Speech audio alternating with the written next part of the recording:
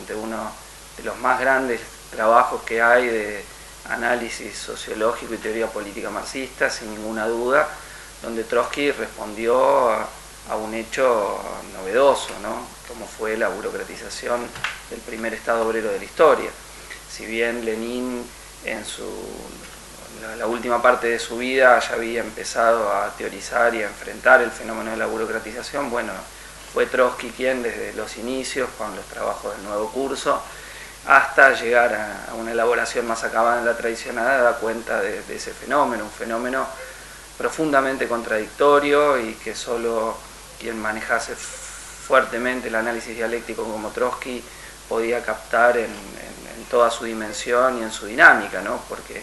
efectivamente la contradicción que en el libro se plantea entre la base nacionalizada heredada de la revolución y la superestructura ya burocratizada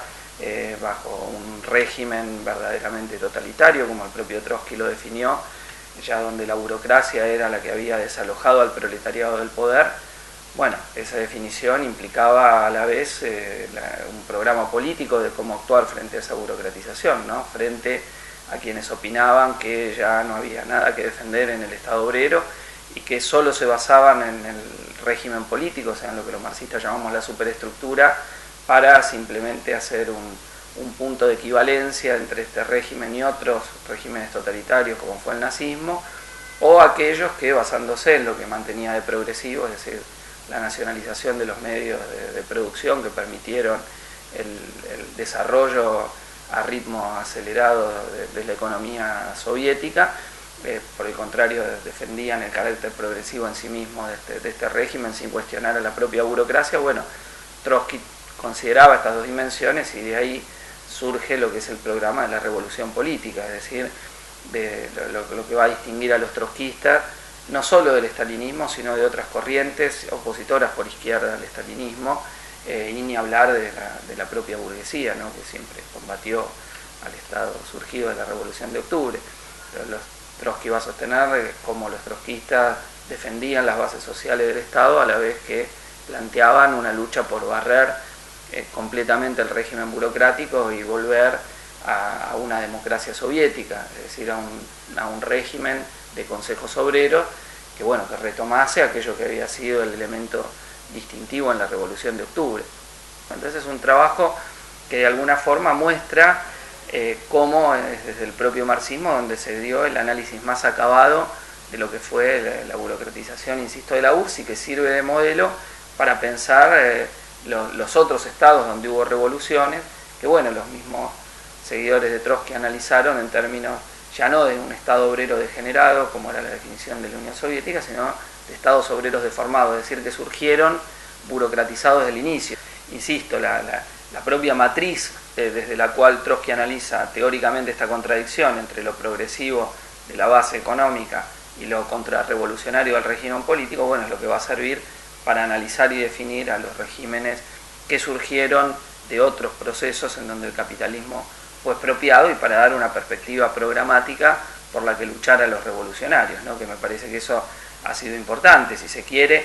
desde aquí es donde podemos plantear un programa hoy para la situación de Cuba, ¿no? El Estado obrero que surgió en nuestro continente latinoamericano y donde, pese a los enormes retrocesos, todavía subsisten conquistas de la revolución, o sea, la actualidad de este programa de revolución política frente a quienes buscan equiparar el gobierno cubano con cualquier dictadura capitalista, cosa que de Maduro cae que no es así, como los que son acríticos de ese mismo régimen, en donde la burocracia se está enriqueciendo y preparando de una u otra forma la restauración capitalista, siguiendo con retraso la dinámica que han tenido las burocracias de otros estados.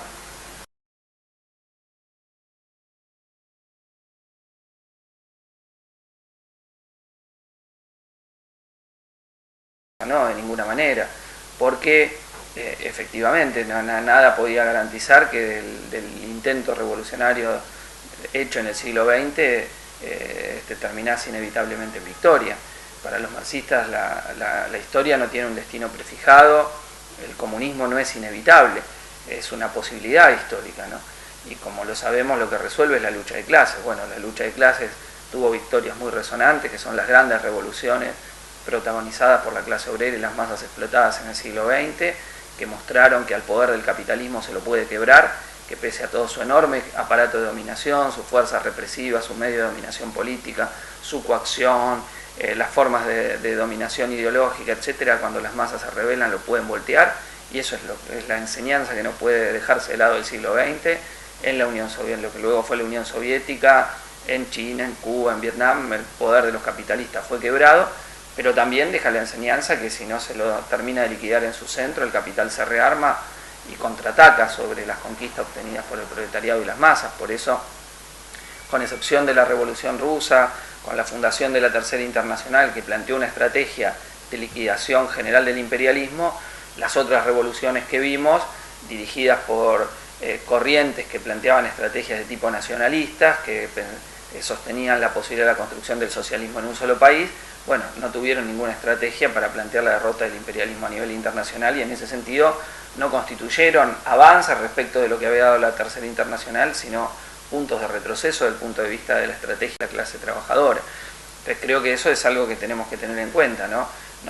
Los triunfos revolucionarios en un país solo preparan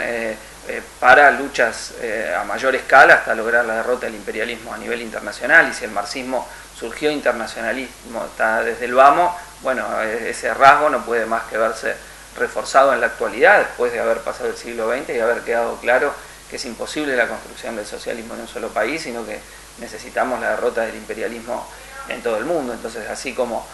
digo, en el siglo XX hubo grandes revoluciones, no hay nada que diga en la historia que la clase obrera no va a protagonizar otras revoluciones en este siglo XXI, y justamente para eso nos preparamos.